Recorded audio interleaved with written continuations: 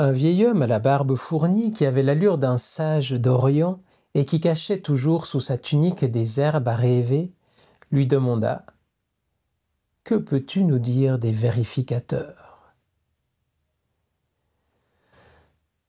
Les vérificateurs prennent soin d'examiner le savoir qui s'affranchit du dogme.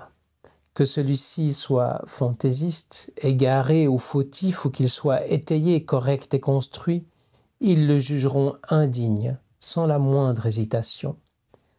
L'inquisiteur aura tôt fait de stigmatiser l'herboriste comme sorcier, jaloux d'une science qu'il ne maîtrise pas, mais que le dogme l'oblige à condamner.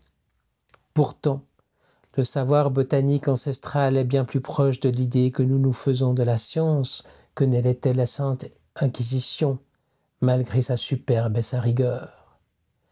Le pouvoir fascine, et tu trouveras grand nombre de laquais envoûtés par son aura, qui n'auront de cesse d'acquiescer à tout ce qui vient de lui.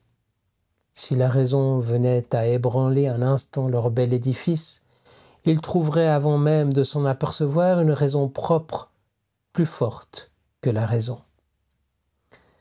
Mais le bon serviteur, trop dévoué, qui s'use à cirer le sol devant les pas de son maître, ne voit pas qu'il rend le sol si glissant qu'il en devient dangereux pour celui qui le foule. Le maître, trop content de voir son image dans le sol lustré, ne comprend pas que la cire qui le reflète est celle-là même qui le fera tomber.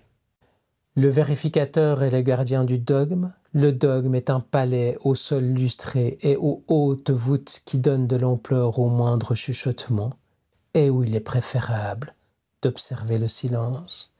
Car à celui qui parlerait trop haut ou interpréterait sans prudence une inscription taillée dans le marbre, on interdirait bientôt l'accès au palais, puis à la cité, et enfin au royaume.